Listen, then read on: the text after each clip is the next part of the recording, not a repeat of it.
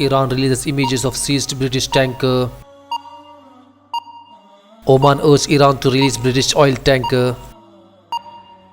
Iran, 2 border guards killed in clashes with militants.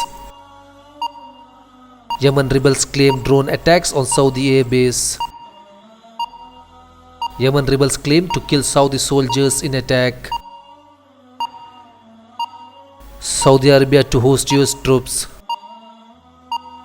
Trump says no doubt US downed Iranian drone. Bosnia bids farewell to 86 more war victims. Car bombing kills 4 people in Afghanistan.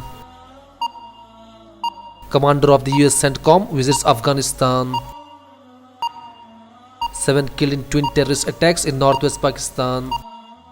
Pakistani premier's US visit likely to tow relations.